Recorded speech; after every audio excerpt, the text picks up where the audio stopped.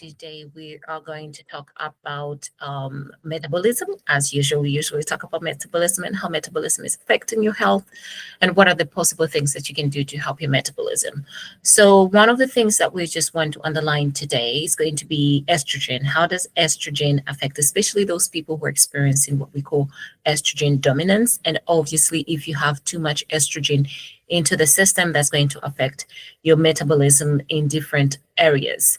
So, and when that happens, then you're going to be putting on a little bit more fat into the fat depots, and in that also can reduce insulin in terms insulin sensitivity when you have too much metabolism. So, I mean, too much estrogen in terms of your metabolism.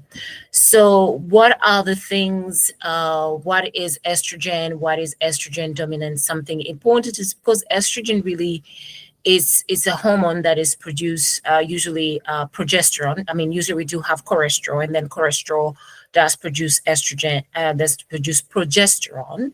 And then from there, we do have estrogen that is there, and then progesterone that is there. So usually, naturally, the body has to have a balance between the two. So there has to be, it's like kind of a seesaw in between estrogen and progesterone has to be balanced correctly. And when that is not happening well, and then you have too much of it, and then you have this imbalance, that certain things are not going to work effectively into your system, into your body. So when that happens, mostly in terms of, especially in terms of women, and depending on for mostly women, there are certain things that are going to happen that you'll be able to observe. There's what you observe in terms of men, and there's what you observe in terms of women. So women who are experiencing most of the time with estrogen dominance, what they're going to experience heavy menstrual cycles. They're going to have painful menstrual cycles. They're going to have their breasts going to be very tender in that essence. So that dominance is going to be expressed that way.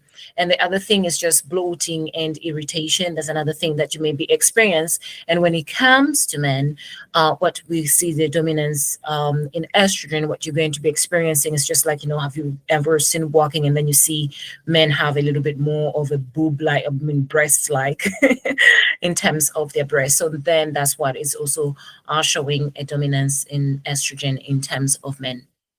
So what are the things that what are the things that you can do in order to test? So that's going to be kind of like the observation, the symptoms that you're going to observe, but also to test out in terms of blood work as well, because I really do believe that in terms of optimal health, is very important for an individual to look at their health as overall, see the symptoms, but at the same time do also the blood work, because once multiple symptoms are very similar, but it's also good to do blood work to make sure that everything is nice and like the confirmation, basically kind of that objective view of your health and well-being. And you can have those tests, obviously work with your doctor to make sure that those elements are taken care of, and helping you to make sure that the tests are well done and they also align with the symptoms that you're having. So that one is going to be help you to see the estrogen levels and progesterone levels to make sure that we do have that balance. So when we have estrogen dominance, then we do have that estrogen of the seesaw that is not balanced correctly.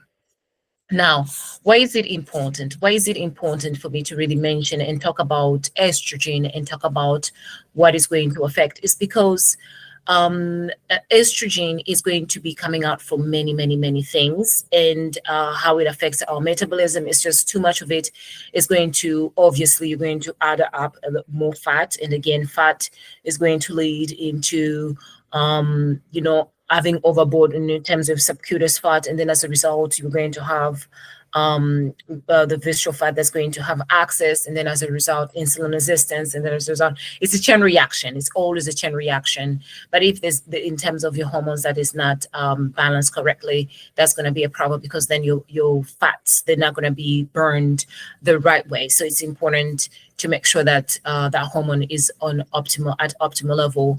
And then the other thing is that when the estrogen, because it's such an important hormone, but when you have too much, then we have tendency of having, of course, that insulin resistant, I said, but also retaining the water into the system may not be sustained correctly because of that amount of estrogen that you have in your body. Way too much of it. It's essential, but when we have too much of that, it's something very important.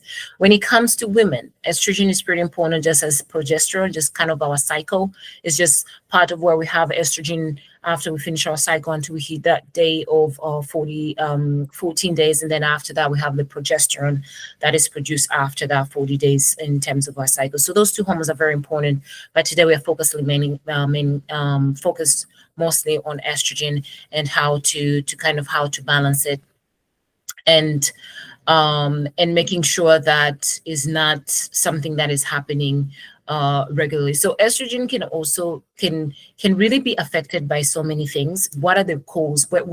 Why is this an issue in terms of estrogen? So number one, I'll say diet. Well, because what I work with generally people is to boost the metabolism and making sure that we cleanse the metabolism, so we reset the metabolism, because diet is one of the biggest reason why the estrogen levels, the foods we eat that are going to affect our estrogen, especially in terms of protein, the meats we eat, where they from, how were they brought up, were they injected with a lot of estrogen, and as a result, when we consume it, then we also have a lot of estrogen into our system.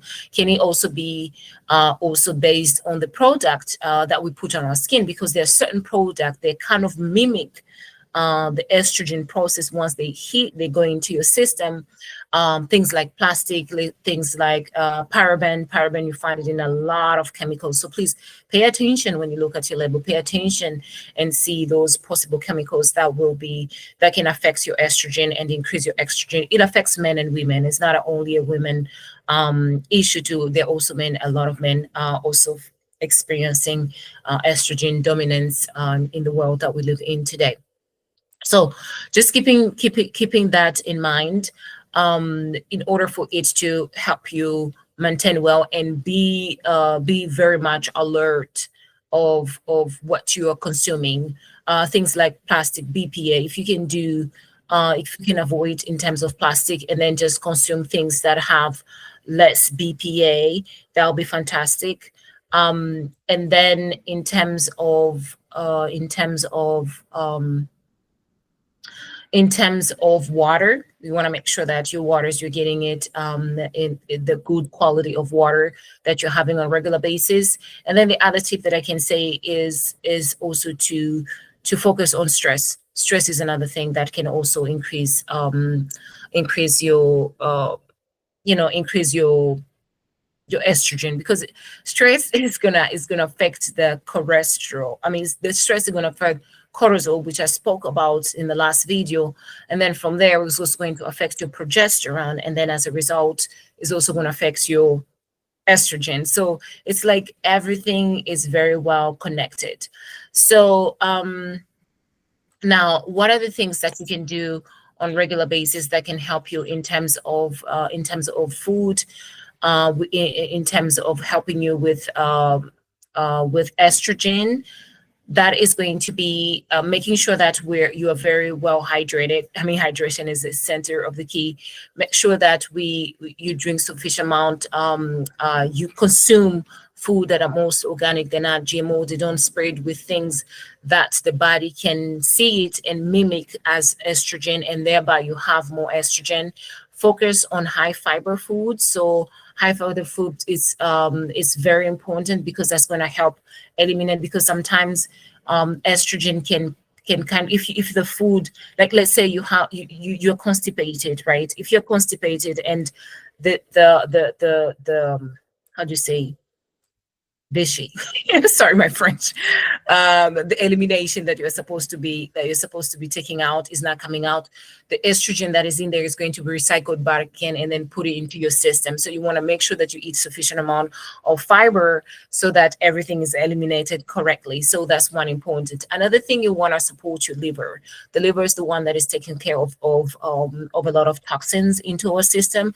And if we do not take care of our liver and make sure that we're eating things that support our liver, then as a result, we can also have that accumulation of estrogen. So estrogen dominance. So in that situation, you want to focus on things like beets, dandelion root. That's another one that you can have. But again, when you use these certain herbs, you want to make sure that you don't have any other condition that can kind of interact with what you have already. Flex seeds are fantastic. And then also things like broccoli, things like kale, things like cabbage. Those are very good in terms of helping in the situation of estrogen dominance. So those are kind of nice, quick things that you can do on regular basis, and then try to see if that balance is going to happen. But again, if the disproportionality is very high, you probably want to work with your doctor or a practitioner who can help you bring those values down to the optimal level. Because again, if that's not taken care of, you have to understand that at some point it's going to affect your metabolism. And again, metabolism is very, very essential for us to keep it at optimal levels. Otherwise, we have these long-term chronic diseases that we tend to have. But all starts with food. A lot of things start with food. But of course, the chemicals that we expose, toxins. When it comes to estrogen dominance and hormones, toxins and doing some detox, it becomes very, very essential to make sure that everything is nice and balanced and we don't have these chemicals that are affecting us on regular basis. All right, so those were my tips, and hopefully this gives you a nice quick understanding in terms of your estrogen. When it comes to this for ladies, actually, let me put this before I close up. When it comes to this, I have encountered many ladies who really do suffer from fibroids, and when we have estrogen dominance in all these imbalances in hormones, it's very important to keep those numbers at optimal. Check them on regular basis with your doctor. Make sure that every time you see that it's going above and beyond, you bring them back to the normals. If there's any stressor involved, if there's any chemicals that you're exposed to in terms of those plastics that mimic the estrogen into your system, then you probably want to eliminate that, and make sure that you hydrate well, you're exercising, you're eating well, you're centering to yourself, reducing that stress. All those factors, they come into play to make sure that you are. But fibroids is becoming a more and more common things even for young people. So please check your numbers for you to know where you are at. Make sure you check those on regular basis. Don't wait for 3-4 years. It may be too late, right? So just make sure you check that. Make sure you work with somebody who understands a little bit more about what you're going through. And at least this tips gives you a place where to start. All right.